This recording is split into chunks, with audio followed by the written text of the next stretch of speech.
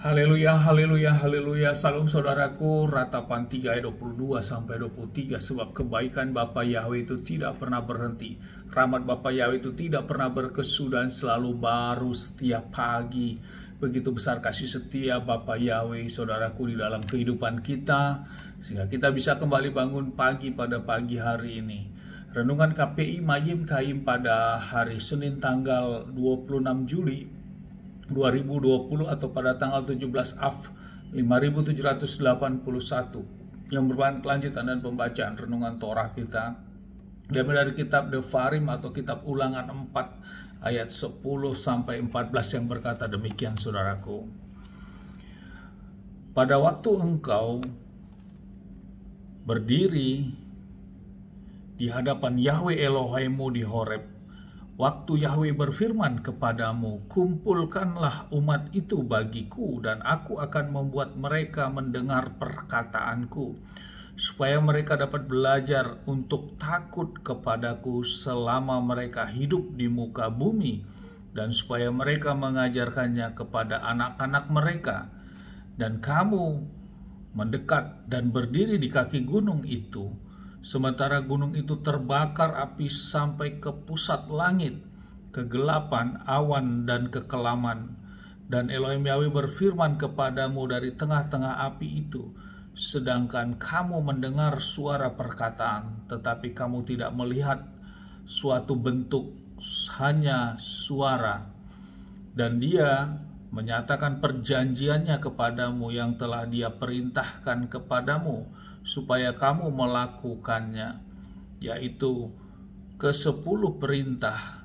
Dia menulisnya pada 2 loh batu. Dan pada waktu itu Elohim Yahweh memerintahkan aku supaya mengajar kamu ketetapan-ketetapan dan peraturan-peraturan supaya kamu melakukan di negeri yang akan kamu lalui untuk memilikinya. Saudaraku, firman yang baru saja kita dengarkan, firikopnya tentang desakan Musa supaya Israel taat. Saudaraku, firman yang baru saja kita dengarkan ini, ada 6 poin yang harus kita pahami, saudaraku, di dalam renungan pagi hari ini. Di sini dikatakan yang perlu kita pahami bahwa umat itu mendengar suara Bapa Yahweh. Artinya Bapa Yahweh mengizinkan suara Bapa Yahweh itu langsung terdengar oleh umat pada waktu itu yang jumlahnya sangat banyak, saudaraku. Telinga mereka mendengar secara langsung, saudaraku. Kemudian yang kedua adalah untuk belajar takut pada Bapa Yahweh selama hidup, saudaraku.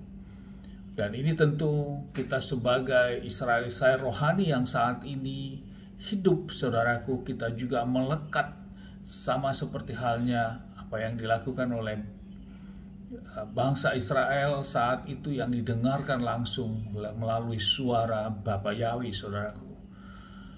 Dan harus takut kepada Bapa Yahweh. Selanjutnya yang ketiga, kita harus mengajarkan kepada anak-anak kita, saudaraku, sebagai generasi-generasi penerus, sehingga kebenaran itu tidak terputus, saudaraku.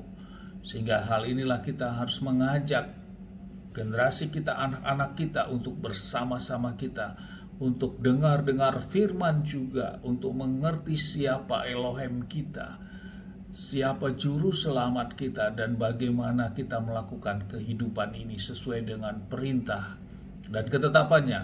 Yang keempat, saudaraku, adanya turun dalam fenomena, Bapa Yahweh turun dalam fenomena dalam bentuk gunung yang terbakar sampai ke pusat langit, saudaraku. Hal ini, saudaraku, tentu sangat spektakuler peristiwa turunnya Bapa Yahweh lewat suara yang didengar oleh umat pada waktu itu.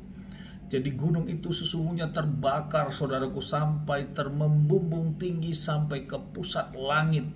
Jadi kalau sesuatu yang terjadi seperti itu, maka seluruh wilayah itu sepertinya melihat situasi fenomena tersebut, saudaraku. Karena api yang membumbung sampai ke puncak, ke pusat langit, saudaraku.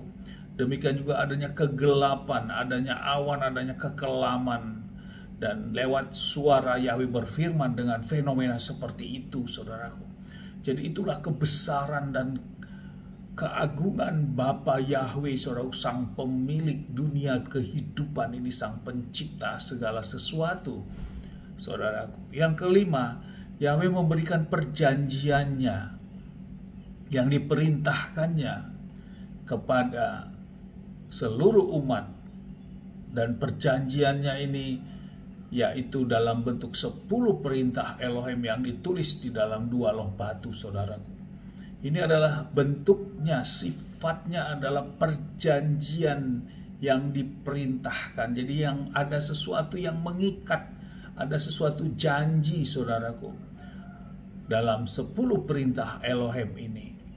Dan ini adalah juga perintah Bapa Yahweh langsung, saudaraku, yang ditulis dengan 2 loh di dalam loh batu dengan jari Bapa Yahweh. Di loh batu artinya keras, dan itu tidak akan dirubah, saudaraku, oleh siapapun.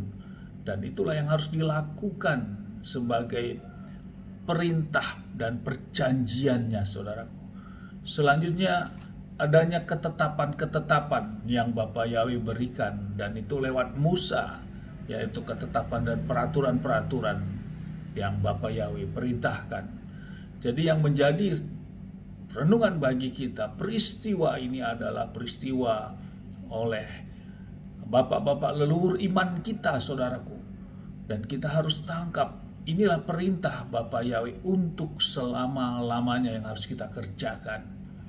Yang meliputi poin besarnya adalah terhadap 10 perintah Elohim, yaitu aksara Debarot itu, saudaraku. Itu yang harus kita kerjakan, harus kita pegang.